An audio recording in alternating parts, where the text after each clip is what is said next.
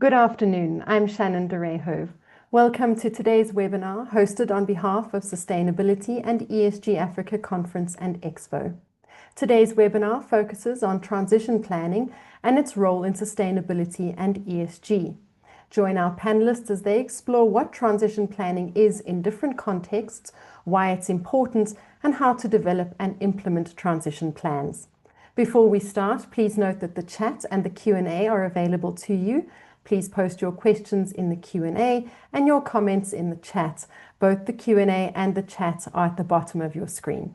Please be aware that we're recording this webinar and we'll send the recording to you when it's available. We're also streaming the webinar live on YouTube and we'll share the link in the chat once it's available. Moderating today's webinar is Wendy Poulton. She's the co-founder and a director of the Sustainability and ESG Africa Conference. She's also the director of Strategic Mindsets, a company specializing in strategy and risk consulting and coaching. Wendy will facilitate the discussion with today's panel, which consists of Mark Manning, an independent advisor on sustainable finance for Chapter Zero, Mbombo Luhembe, the group head of sustainability analytics at ABSA Group, and Kate Ryan, Strategic Partnerships Manager at International Transition Plan Network, as well as a Senior Policy Advisor at E3G. I'll hand over now to moderator Wendy Poulton to start the discussion. Over to you, Wendy. Thank you so much, Shannon, and good afternoon to you. We're really excited to have this webinar here. This topic sort of follows on really nicely, I think, from the discussion we had on TA last webinar, because we keep coming back to this issue in sustainability about having to, and that doesn't really fit in with business planning cycles. So this is a really great topic about how we make those two processes, strategy, long-term strategy, and shorter-term planning in organizations fit together so that we get really resilient organizations and have a just transition for many of the issues that we're facing today. So really our panelists, they all are really experienced in this area. And I'm going to start off by just asking each of the panelists, or sorry, not each of the panelists, asking, sorry, let me just get there. I'm going to be asking each of the panelists, what is transition planning and why are we hearing so much about it recently? Mark, can we start with you? Oh, absolutely. First of all, delighted to be here today. Thank you so much to the organisers for the opportunity. So we are absolutely hearing a lot about transition planning lately, and I think that's absolutely appropriate. We are at a point in the journey to address the challenges of climate change, where it is inevitable that every company is going to need to be thinking quite deeply about how it is going to protect and enhance its long-term value as the economy transitions to a low-emissions, climate-resilient future. And it needs to be thinking about its contribution to that journey as well. So as a company thinks about its strategic future, as it thinks about what its business model looks like in that low emissions, climate resilient future, it needs to start thinking about the actions that it will have to take to get there. And at the end of the day, transition planning is a mechanism by which a company can think carefully about its risks and opportunities, set targets and objectives to meet them, to address them, and then set a plan with concrete and accountable actions that set out what needs to be done, when, in what sequence, by whom, and at what cost. And that's very similar to other strategic activities that companies are very used to undertaking. The difference here is the urgency, the magnitude, and the fact that this is taking place right across the economy. And so thinking about the interdependent actions of different organizations and different players is going to be a critical part of that transition planning effort. But at the end of the day, I just want to emphasize that this is a strategic process. This isn't just a regulatory impost. It's something that every company needs to be thinking about in order to ensure that it can indeed protect and enhance its long-term value. Thank you, Mark. Kate.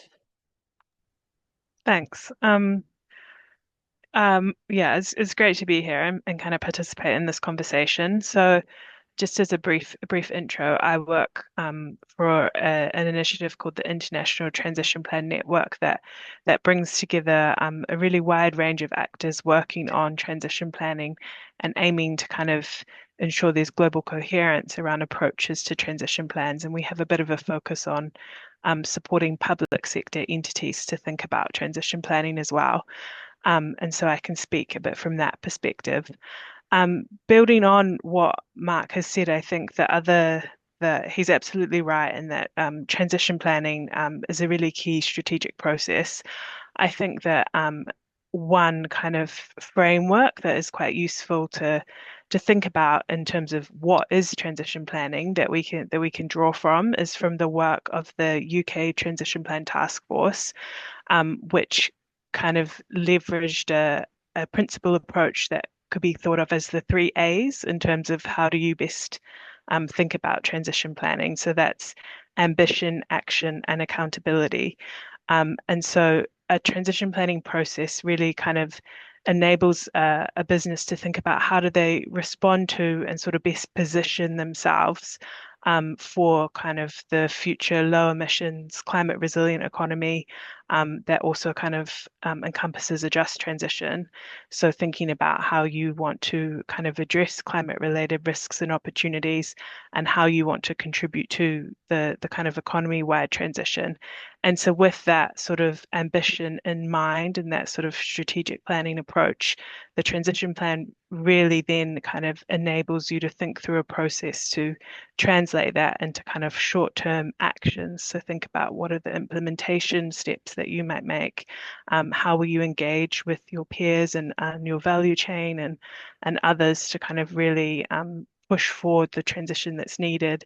And then the third A, accountability, is thinking around sort of what processes do you want to leverage or set up that already exist within your business to really make sure you have the right governance arrangements in place to kind of push forward your transition planning process, and that you have sort of metrics and targets that kind of enable you to see where you're going and see that you're on track. So I think in terms of what is a transition plan, for me, that's quite like a handy piece to kind of come back to and think of what are you thinking about. So ambition, action, and accountability sort of wrapped up as part of a core piece of business strategy.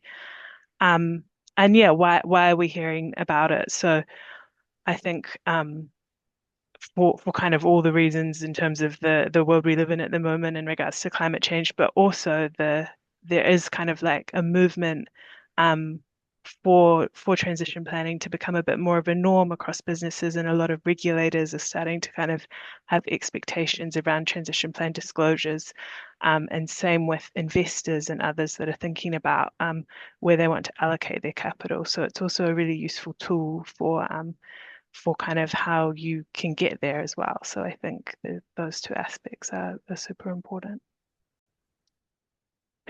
Thank you, Kate. I mean, I think that's a really great framing, having those 3 A's, because it really encompasses everything that is different to some extent about transition planning, putting all of those together. So last but not least, Mbombo, your thoughts. Thank you, Wendy, and good afternoon, and thank you for the invitation and being here. Yes, I'm Bombo Luhembe, as Shannon said at the beginning, and I'm from APSA and really wanted to share the lived experience from a financial institution perspective. The transition, and without repeating what Kate and Mark have said, will require capital investment. The World Bank have said that this is going to be the largest capital investment in the history to transition economy from low carbon emission. So, and as a bank, we are in that ecosystem with other stakeholders to support the transitions. And therefore, from our perspective, we look at transition as the funding that we provide to organizations as they are transitioning to lower carbon emission. And that is for us after we also looked at quite many frameworks, because at this point in time, there's not a single international framework that define that. And we did quite a bit of research to come to that. And also understanding that in doing that, it's not just about the transition of that we want to finance, but also the impact that it has on social, the just transition, because as you transition, it has to be done in an orderly manner so that it does not negatively affect the society and the community, especially in Africa, which is a continent where already there's poverty on energy, there is social issues that need to be addressed. So from our perspective, we look at it both as a risk and opportunity, because all our assets also, we need to understand how much they are exposed to climate change and its implication, but also as an opportunity to, with our customer, work with them and support them in their transition journey. And to echo what Mark and Kate have said, I mean, the many climate change event that we are seeing today is just elevating the need for those conversations. So it's a real problem. It's not a regulatory compliance. It's not, it is about addressing climate change and the impact that it has on the livelihood of the community we serve. Thank you, Wendy. Thank you so much, Mbombo. I think that's such an important point that also distinguishes what makes transition planning different, and that is that we're planning for the social issues right up front as well. We're not sort of seeing it as an add-on or something that we'll deal with later, but that it's an integral part, which is what makes it the real sustainability planning as well. So thank you for raising that. And as you said, so important for Africa. So Kate, I'm back to you and make the link back from the planning now that we've spoken about, and I think we've got a better transition planning is longer term, it's accountabilities, it's about taking, it's maybe longer term, but it's about taking action in the short term. And say, how does it link back then to reporting and other business planning requirements? I think Mark mentioned right up front risk and strategy, but I think a lot of people in the ESG fraternity are really interested in how it links to reporting, but also the other business planning requirements. Kate. Yeah, so I think a lot of the elements that make up a transition planning process, some of those are kind of pieces of business reporting or corporate reporting that's been happening for a while, and some of it is also newer, perhaps more forward-looking kind of reporting that might be something that hasn't been kind of a BAU or business as usual for organizations that are a bit newer to the transition planning process. So I think that when we think about the kind of transition planning process, the secondary piece that comes from that is sort of disclosing the plan that you come up with. And I think that there are a few kind of global standards that have been developed that we can really look to as sort of, and many jurisdictions are looking to kind of implement as a bit of a baseline for sustainability related reporting, and that includes transition plan aspects. So in particular, the ISSB, the International Sustainability Standards Board, it has released kind of two sustainability related disclosures, one that is climate related, which has transition plan pieces. And I think that as part of that, there's a lot of guidance around kind of like the bits that fit under and the information that's relevant and kind of like investor relevant information to release in your transition plan. And I think that kind of the thing that is important when thinking about kind of how a transition planning process links to kind of other business planning and other reporting is that that kind of there are a range of different use cases of a transition plan once it's out in the world, I guess. So I think Mbumbo's talked a lot about sort of as an investor, how kind of like they can think about transition planning and work with clients on transition planning. I think other kind of investors and lenders are using disclosed transition plans to assess credibility of transition strategies. Corporates are using it to manage their risk, and kind of regulators and policymakers are also thinking about how transition plans can support market integrity, consumer protection, and financial stability. And so I think that there are kind of a range of different ways in which a transition plan can be used, but it all comes back to thinking about that plan and the process that sits behind it as the core piece of kind of strategic transition planning that is sort of the center at the core of the process itself. Anybody else from the panel want to add to that from Kate? Mark? If I may, there's so there's a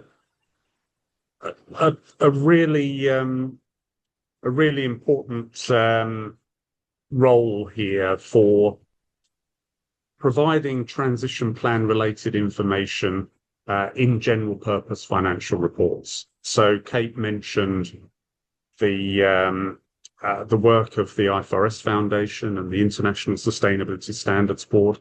The International Sustainability Standards Board, or ISSB standards, are now being widely adopted around the world, including quite extensively in the African region.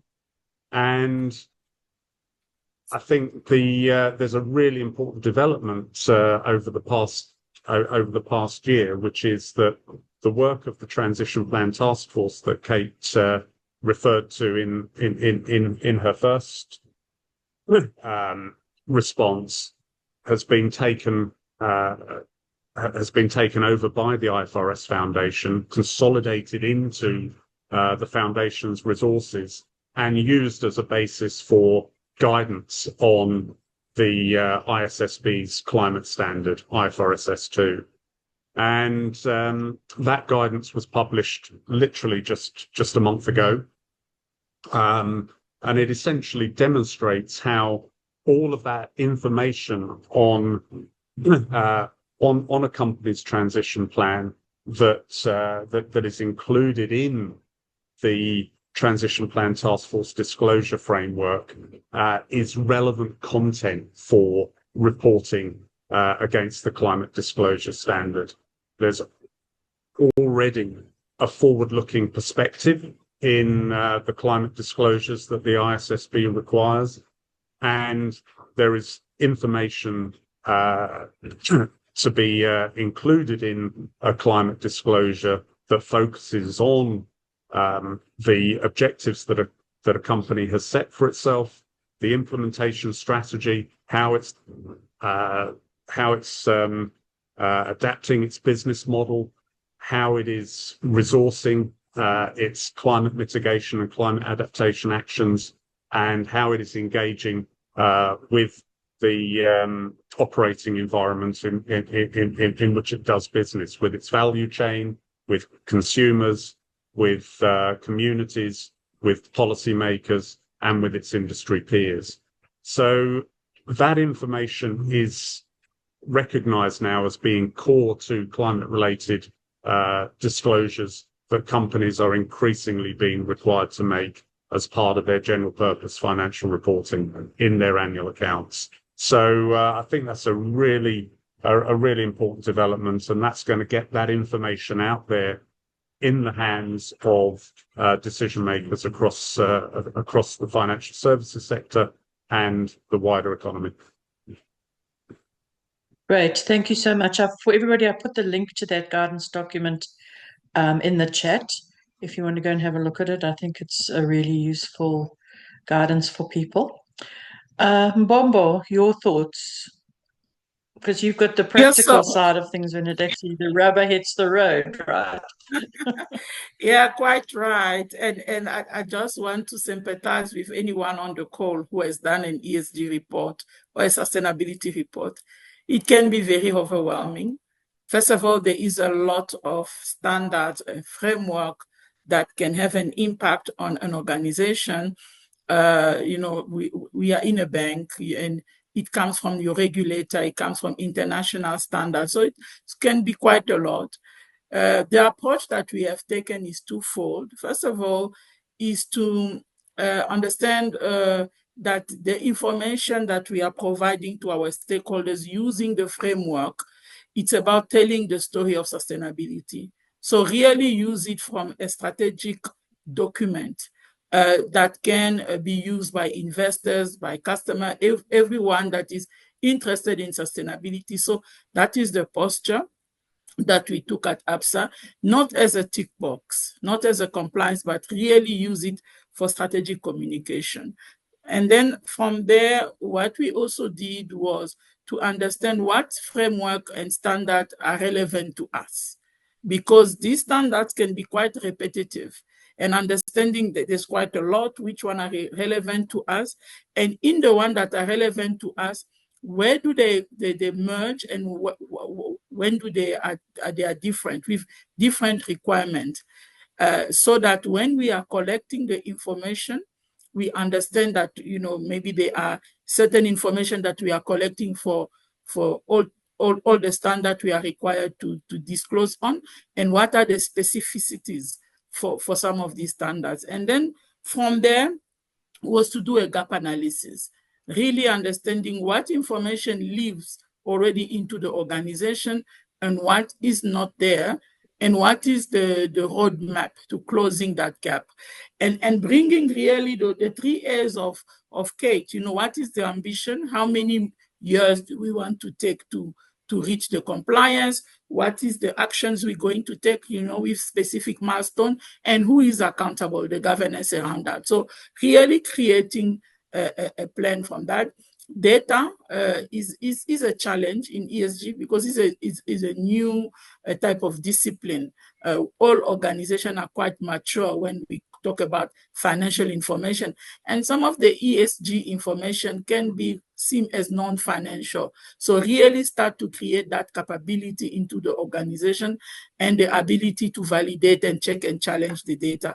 So that is really the roadmap on which we have been, and it can be challenging, but you learn quite a lot because you use the different framework and standard to tell your story, and they are funding, funders, investors that are interested into the ESG story. So it's quite important, and even customers. So you also need to understand who are your stakeholders and what is important to them, so that you can, in disclosing, focus on addressing their need. So thank you, Wendy. That is our experience with disclosure. Yeah, thank you so much for that. And I think we've had a couple of comments in the chat also about, there's this huge focus on reporting, and we've got TCFD, which has now been integrated into IFRS. We've got TNFD. We've got the new social financial reporting frameworks coming out. So it's always evolving. And I think for me, what's attractive about transition planning is it tries to bring all of those things together so that you don't have all this these fragmented requirements. But I want to sort of move on to one of the issues that we started talking about earlier and ask Mark about how does transition planning then help this long-term thinking and resilience? Because business and government, or most organizations, struggle with the longer term. And we've seen TCFD and TNFD and others starting to say to people, you need to look into the future, you need to use scenarios, you need to have this risk mindset, both positive and negative. But how does this transition planning build a long term, and how do we get resilience in our planning through doing that? Mark. Brilliant question, Wendy. And I think it follows so nicely from the conversation we've had so far, and all of the focus here on this being a strategic exercise, not a compliance exercise, but a strategic exercise. And I think by virtue of it being a core part of corporate strategy, this needs to be an endeavor that is owned and overseen by the board. It is all about maintaining, protecting, enhancing resilience over the short, the medium, and the long term.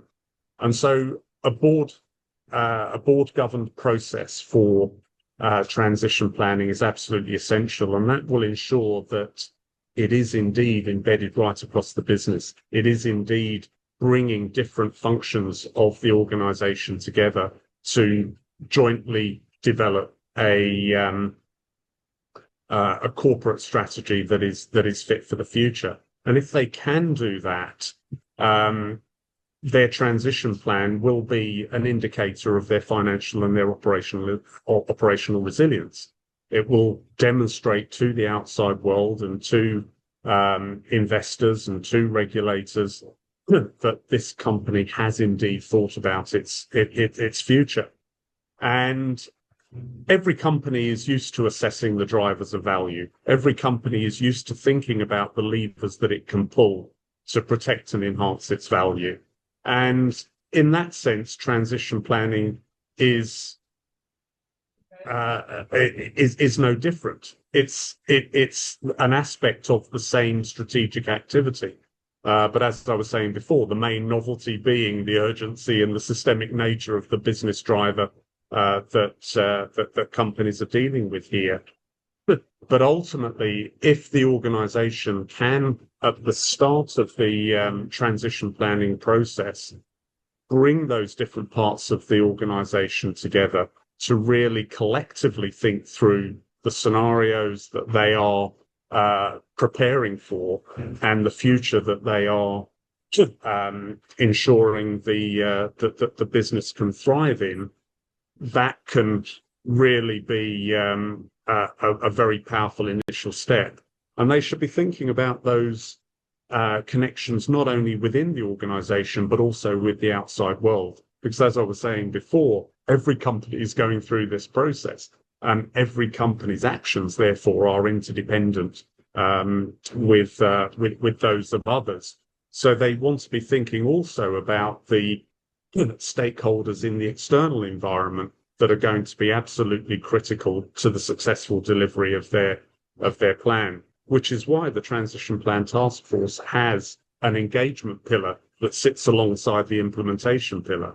So the implementation pillar is thinking about production processes, products and services, policies and conditions within the company. While the engagement pillar is thinking about who do I need to influence in order to drive change? Who do I need to influence in my value chain? Who do I need to influence across the industry? And who do I need to influence in the policy community and in the communities in which I operate? So all of that gets pulled together into a comprehensive whole of organization strategy that then also looks beyond the organizational boundary. And the board has to oversee that entire process. And perhaps as we get through to other parts of the conversation, I can talk about some of the tools that are out there to help companies think through all of this. Thank you. Thank you, Mark. And I think that's such an important point, that it actually should be what you're doing anyway, right? If you are a forward-thinking company, you should be thinking about what's happening with your stakeholders. You should be thinking longer term, and you should be doing all of that anyway. What this is doing really is almost forcing that sort of thinking into the organization. But Mbombo and Kate, do you have any additional comments on that sort of long-term perspective? And Mbombo, specifically from you, how difficult is that to do within organizations that are focused on share price today or investment decisions today? So perhaps Mbombo, let's start with you and then go on to Kate. No, thank you, Wendy, and yeah, fully agreed. I think from a principal perspective, I mean, Mark is spot on. You want it to be embedded in your strategy, and that is why, from an ABSA perspective, the executive or the Exco member that is the head of the strategy also oversees sustainability. So it's combined in one function because we see sustainability as part of the strategy, and our effort is to, with time, embed it into the thinking of the strategy. That is just a component or maybe a data point when we are doing the strategy formulation.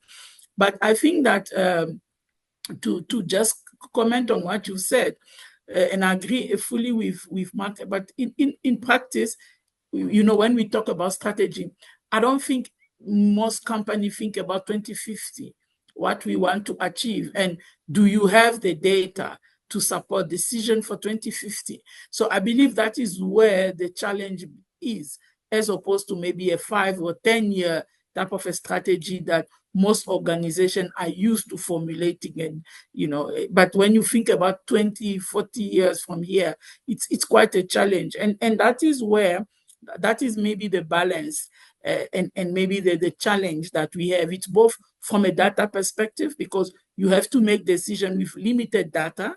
Yeah, there's a lot of assumption, and those decisions are a commitment that the organization is making. And at the same time, how do they impact the decisions that you are making today, and maybe your profitability of today? So that is maybe the healthy tension that sustainability is bringing into the room. And yeah, otherwise, very much aligned with Mark. It is driven from the board with the most senior people, and it is cascaded throughout the organization. Thank you, Wendy. Thank you so much for bringing those sort of practical issues in. I mean, I 100% agree. And that's why you want your strategy and your plan to be agile, right? And resilient, so that as things change, that's why you use scenarios and tools like that. So as things change, you pivot, which is quite different to, we have a 5-year plan and we're going to implement it. It's that world is changing quite a lot. But thanks for that, Mbombo. Mark, you have your hand up. Yeah, I just wanted to double click on that on that observation that this is a dynamic process. I think so. I had the pleasure of working with Kate on the development of the Transition Plan Task Force Disclosure Framework, and that was a sort of essential recognition right up front that transition planning is necessarily a dynamic, adaptive, iterative process. It's not a one and done. It's not, here's my plan, this is it, this is fixed forever.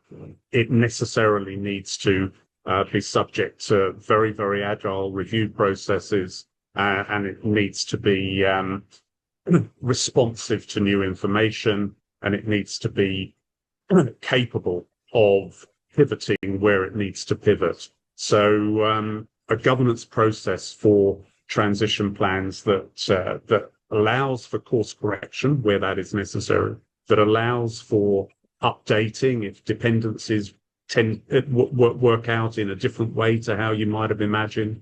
And I think very, very importantly here, it's a transition planning process that is understood by the users of the information that you might ultimately disclose, that this is not gospel. This is as a statement of intention. There are actions for which I'm accountable in the near term, but it's a process that may be subject to change over time. So that is a different mindset, not only within the company, but also among those that are engaging with the company and using the information that is provided through transition plans.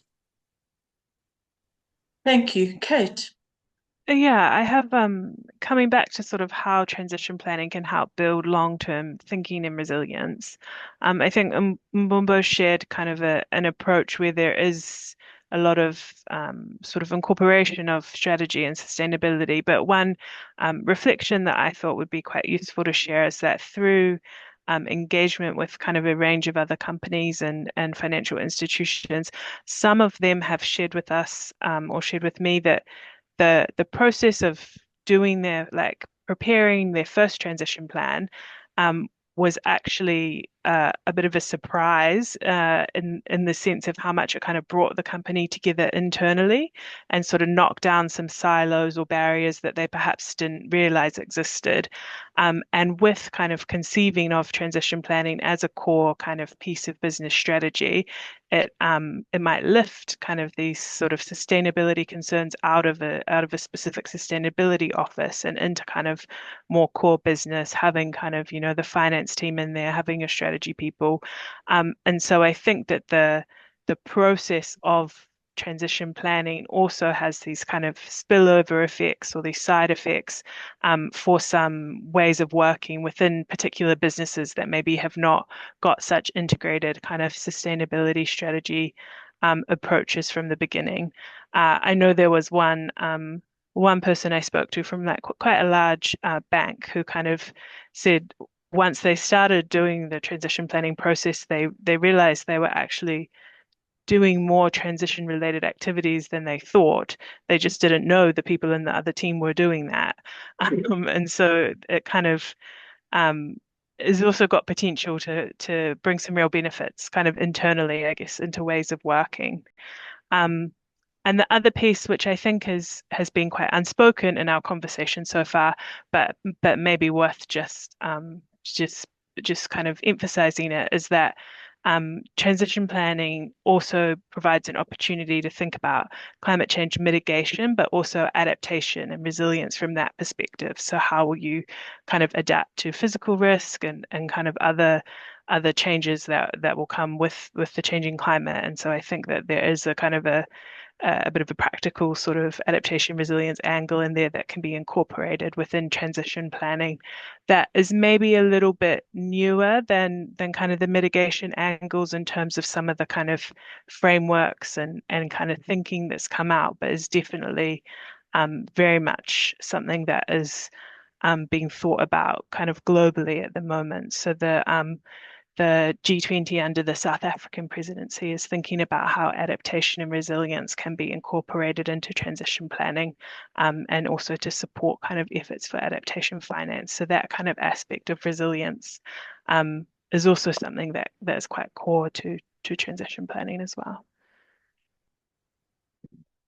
Yeah, thank you. I mean, I think that's important. If you do integrate, it's an efficiency and productivity benefit for the organization. But somebody's put a question, I don't know if it's in the Q&A, but saying, for a lot of African countries, and it's something that we really struggle with, the reality of African economies, that there are many SMMEs. And they're already struggling with having to just do ESG reporting for financial institutions or, for their shareholders. And now you're asking them to do this transition planning as well. And they just become completely overwhelmed with all these different requirements. So I think that message that you are saying is that this is a way of integrating this and making it more efficient, and that you don't necessarily have to have a separate standalone transition plan. It should actually be in your strategy, your annual strategy and your financial plan and in your operational plans already. And so what is the panel's comment on that? Do you need a separate standalone transition plan, or can companies start integrating some of these things? And there's also a comment in the Q&A about if you layer onto that reporting for example, climate issues, we're already struggling in small organizations to do supply chain and double materiality type issues with scope 1 and 2. And now you have to also ask them about what are you going to do in future. So, how do companies grapple with this complexity? Anybody want to start with that? Mark? Yeah, happy to kick us off on this. I mean, it's a really important point. So in my earlier remarks on on the reporting piece, I was emphasizing the fact that transition plan relevant information, the outcome of a transition planning process, is information that, if material, should be included in reporting in line with ISSB standards. So this would indeed be integrating transition plan information in climate-related disclosures in accordance with international standards that are being adopted around the world, including in Africa. Now, the TPT did recommend that, in addition to incorporating transition plan relevant information in annual reports, in general purpose financial reporting, it might be good practice also to bring that information together into a standalone transition plan periodically. But that, I think, will depend on how that information is ultimately going to be used by stakeholders across the system. If investors are going to value that information, then bringing all of that content together into a standalone report can be a very beneficial thing. But that is that's not necessarily going to be a regulatory requirement. That is a requirement that derives from how that information is used and acted upon in the ecosystems. And I think that's where we can sort of start to think about the value of this reporting. Ultimately, if what we've been saying all along in this session so far is that, first and foremost, transition planning is a strategic exercise. It is the value of the planning and the value of ensuring that your business is fit for the future. The disclosure comes at the end of that process. And in the context of ISSB reporting, the standards are drafted at a sufficiently principles-based level, and with a strategic focus and with a focus on what is material to providers of capital, such that it is merely putting a package and a common language around telling your sustainability story, which is exactly what Mbobo was saying earlier, that that the reporting is a vehicle for communicating to key stakeholders the outcome of your process and doing it in a consistent and comparable way. So to that extent, it shouldn't be a huge lift for the reporting. The critical thing is all about the strategic activity that's taking place within the business. And if you can then incorporate the reporting into your wider climate-related disclosures, that should manage the burden. But if there is a demand out there among investors to go further, then if that is going to be valuable to you to meet those investors' needs, then you can bring the content together into a standalone report as well. But that will be very much driven by whether that does indeed deliver benefits to you. Thank you. Anyone else on the panel want to comment, or can we move on? Okay, cool. So the next, I want us to spend the last part of this webinar just talking about tools and skills for people that are wanting to get into transition planning. And so I think from a skills perspective, we've mentioned a number of things around data. I've heard also new skills potentially around engagement and new skills at board, having to understand and deal with complexity, new tools that we're going to have to use.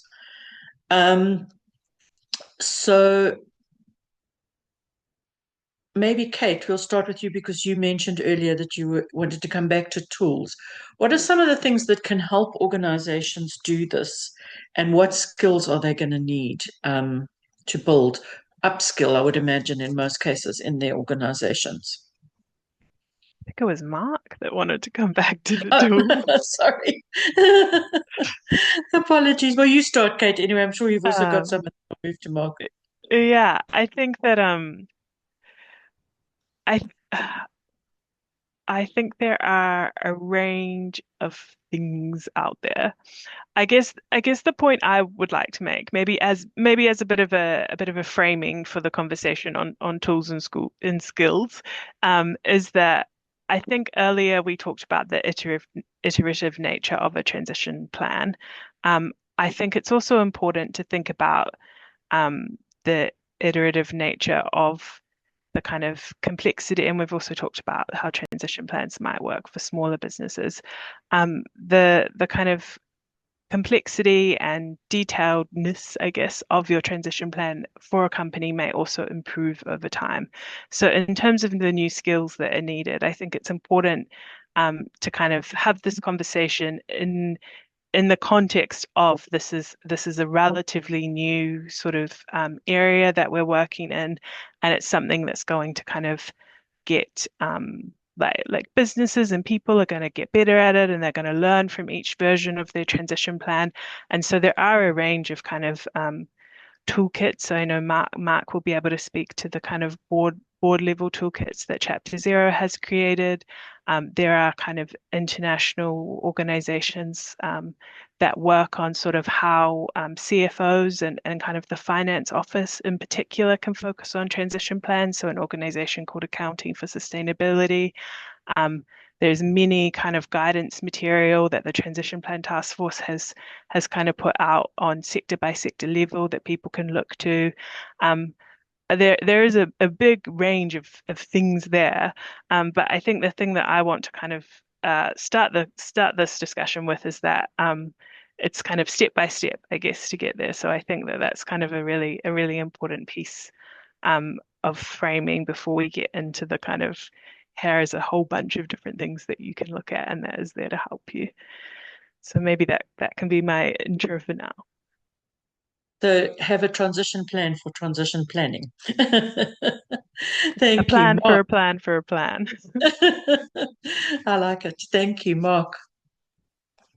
Thank you. No, I think that has kicked us off very nicely, Kate. And I mean, I would call out a couple of really good places to start. I think one is the Transition Plan Task Force developed what it calls the transition planning cycle, and that will walk a company through the transition planning process from the point at which they assess their current situation, and they assess the risks and opportunities they face, and they assess the landscape in which they operate.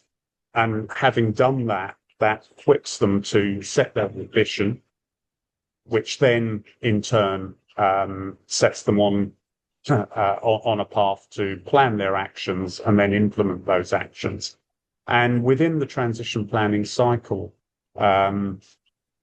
document, there is a very extensive body of guidance for each of those steps that sort of looks out into various third-party sources produced by people like Accounting for Sustainability, which Kate mentioned there, and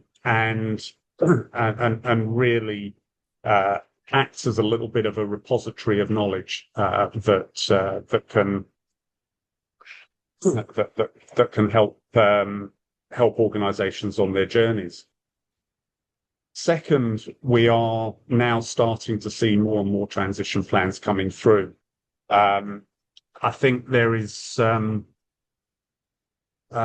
gradually building body of transition plans that are being developed in most cases on a voluntary basis by companies around the world. We're seeing a good number of these now being prepared in accordance with the Transition Plan Task Force disclosure framework.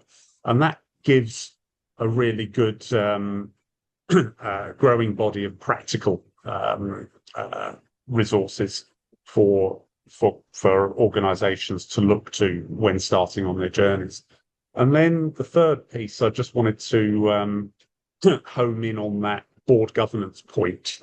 So I was saying earlier that given that this is integral to corporate strategy, it's firmly in the domain of the board. And one of the things that Chapter Zero did a year or so ago was to develop a transition planning toolkit for board members that will help them think through how they should be overseeing the transition planning process and how they should be ensuring that as board members, they are equipped to challenge the executive on the decisions that are being taken around the organisation in respect of this really critical strategic activity. So I think I can put the transition plan, the Chapter Zero transition plan toolkit in the chat, but it has a number of components to it. It's there's a component which sort of helps board members think through the barriers and the enablers of effective action within their organisation. There's a component of it which is a scorecard that helps them think through whether they are equipped to be taking these decisions, or if not, where they need to scale up as a board in order to be able to oversee the process effectively. And there is a set of resources that looks at the roles of individual board committees, the risk committee, the audit committee, the sustainability committee, all of whom have a role to play in helping to drive this process in a connected way across the organisation. So I'll pop that in the chat and hope. Oh, you've already done it. Oh, well done. I'll put it in for you. Thank you, Mark. Thanks very much indeed. Thank you. That's a few ideas there. Yeah, I think we've had a number of questions for tools. So I think that's been really helpful. And I see, Kate, you also put some things in the chat. So those of you that are asking about tools, just go in there and have a look.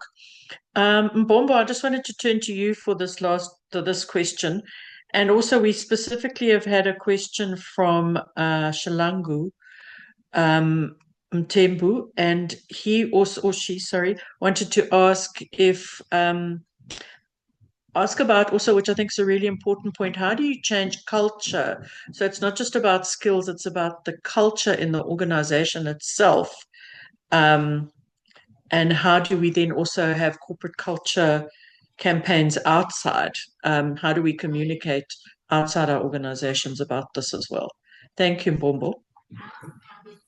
Yes, thank you. I think we have in ABSA specifically, I'm going to use our own example, have done quite a few initiatives.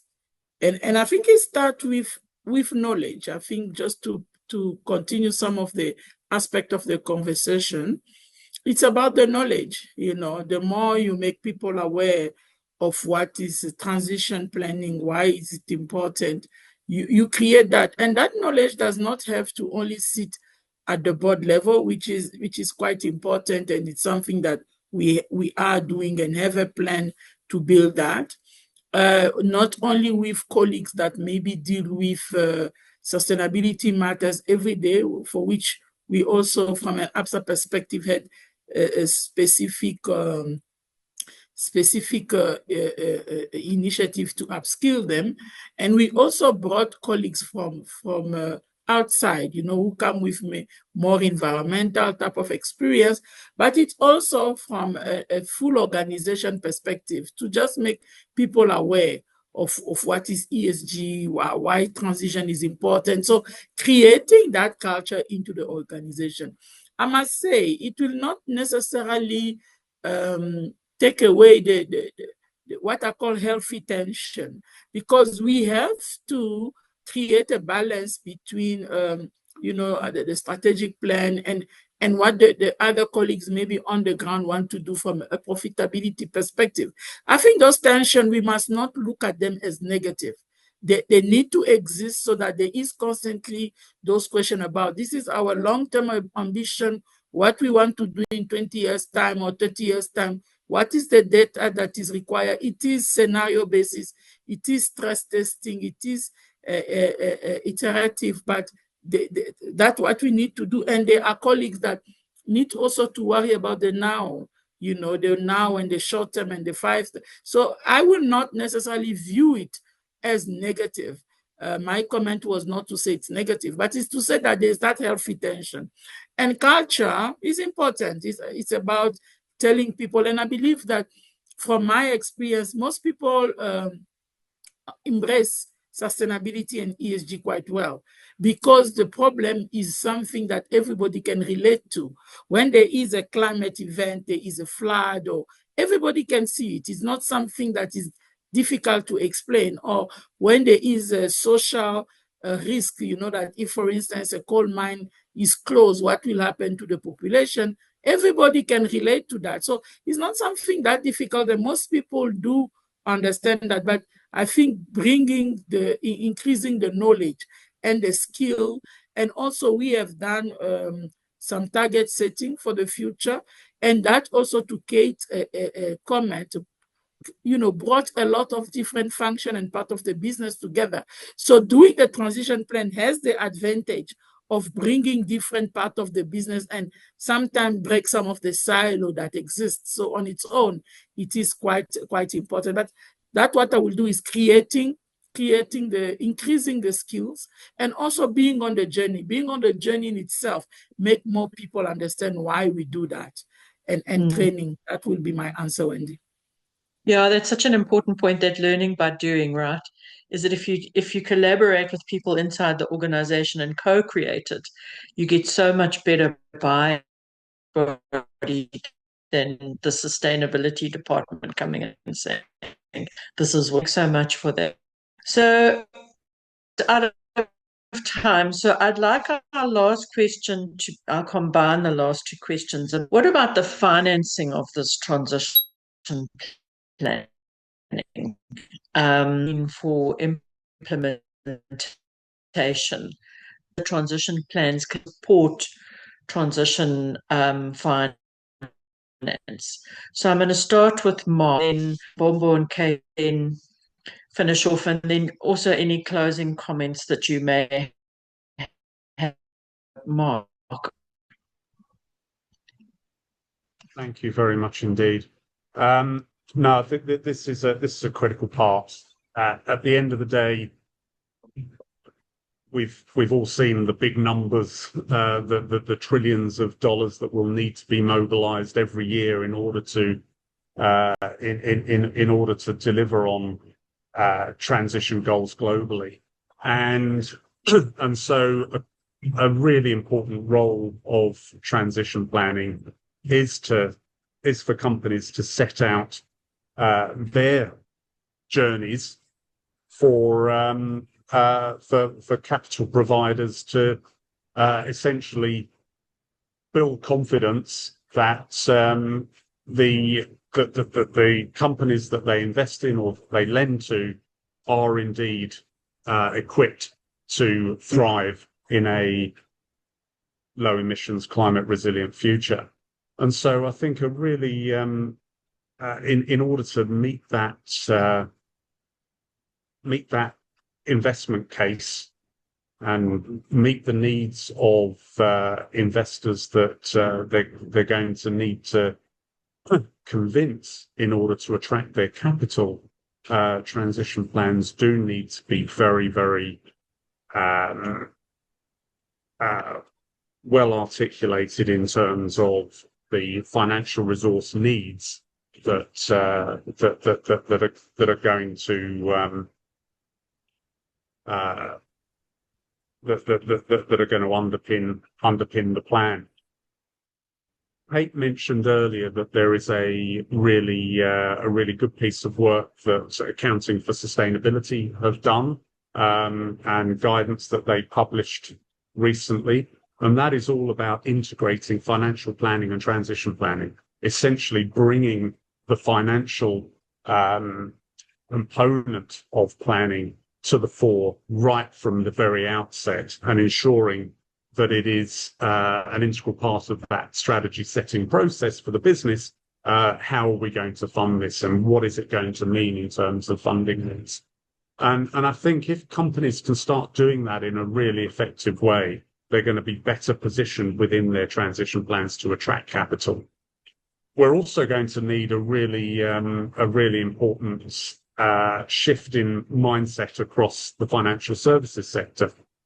So far, when people have been thinking about sustainable investment, thinking about green finance, they've been thinking about financing what is already green rather than financing what is transitioning.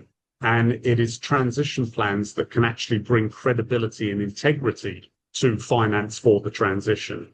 Essentially, we've had perhaps too much of a laser focus on financed emissions, whereas we actually need to be thinking about a whole suite of metrics that capture not only where a company is today, but where it can be tomorrow. And where's that information going to come from? It's going to come from forward-looking transition plans. So ultimately, over the last couple of years, we've seen increasing work around transition finance and around building integrity and credibility in transition finance activities. And transition plans will necessarily be a cornerstone of that, and hopefully really help to shift us from a mindset of investing in what is already green to investing in what is credibly on the journey and can be held to account for careful planning and progress updates against those plans. Thank you, Mark. I think that's such a critical point for Africa, that for us it's about for transition to be just has to be that journey. It can't just be that we go from here to there and lose people. It's about leaving no one behind, right? So, I mean, that is a really important point. So thank you so much. Kate, your thoughts on this? Yeah, I would agree that kind of credible transition plans are key to transition finance, which is the sort of ability to finance entities for kind of activities, like Mark said, that are not yet green, but that really support the transition, either through providing kind of specific solutions or supporting the economy-wide transition. So if we think of some examples around like critical minerals or grid infrastructure, so these are perhaps emissions intensive activities in the short term, but they are, if they are being kind of undertaken in the context of a broader sort of credible transition strategy, can be key to kind of getting us to where we need to go. And so there are a couple of stats that are like in my mind, I guess, around sort of how transition planning can be really important. And these are from sort of global surveys. So obviously everything has kind of like regional and jurisdiction specific elements that are relevant. But a relatively recent survey of global investors came back with 63% of the people that replied saying that they were allocating or planning to allocate funds to transitioning companies that had high emissions, but also had what they considered a credible transition plan. And another kind of similar result that sort of emphasized the role that transition plans can play was a survey of 300 senior professionals from asset owner institutions and advisors from across the world, who said that the most kind of commonly cited barrier within that survey to transition finance was companies having a lack of credible transition plans.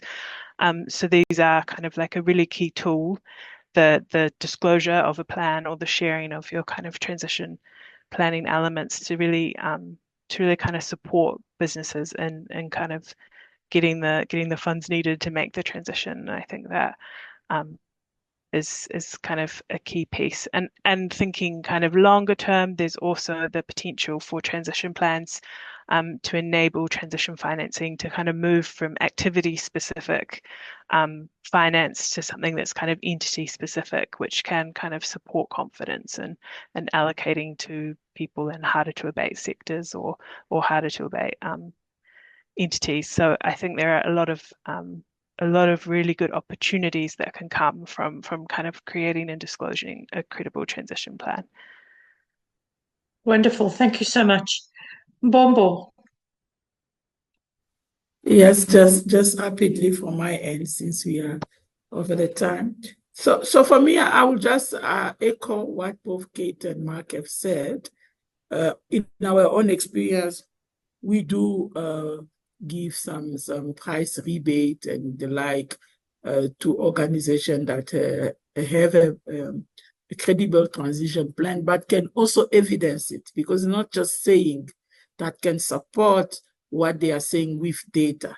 And we have done it in the past in some of our agreement, told the company, if you can reach a certain point and demonstrate that with credible data, there will be some concession on pricing. So I think it's just to echo that practically it happened, and we have also from a banking perspective, in collaboration with some of the development financing institutions, benefited from some of the investment to help with that, with green financing and transitioning as well. So it is there if one can demonstrate the credibility of what you are doing. There are certain advantages, obviously. And yeah, just wanted to echo practically what it means for us. Thank you, Wendy. Great. Thank you all so much. I think that brings us to the end. It's been a fascinating session. What I heard from everybody was that it's an integrator. It's a way that builds resilience, both internally and externally. It's something that's really critical, but I also heard from the audience, we've got so many standards and so many protocols and things we have to follow. How do we streamline all of these? But for me, transition planning is a way of starting to do that, to bring all these different processes into one holistic process that you can see how they all fit together. But I certainly take the point, and specifically for Africa, it's really important for us to have practical tools, but it's important for us to have for financing.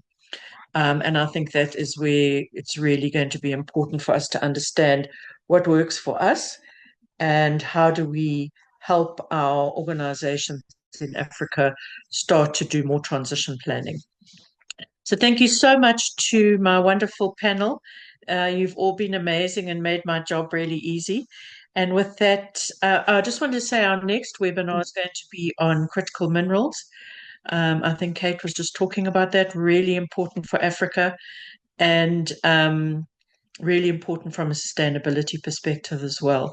And then the one after that is going to be on public-private partnerships. So we're looking forward to those, and also to see you at the conference in October on the 15th and 16th. So Shannon, over to you. Thanks so much, Wendy. And thank you to everybody for joining us today. Before we wrap up, I'd like to extend my gratitude to our moderator, Wendy Poulton, and to our guest speakers, Mark Manning, Mbombo Luhembe, and Kate Ryan, for a very informative webinar. The next Sustainability and ESG Africa Conference webinar, as Wendy said, takes place on the 7th of August at 3 p.m. and focuses on critical minerals. The correct link to register for that event was shared in the chat. If you have any further questions or would like to continue the conversation, feel free to reach out to us via email at shannon@creamermedia.co.za. And if you're interested in hearing more about the Sustainability and ESG Africa Conference, please visit their website at www.esgafricaconference.com. And with that, I'd like to bid you all farewell. Thank you very much for your time, and goodbye.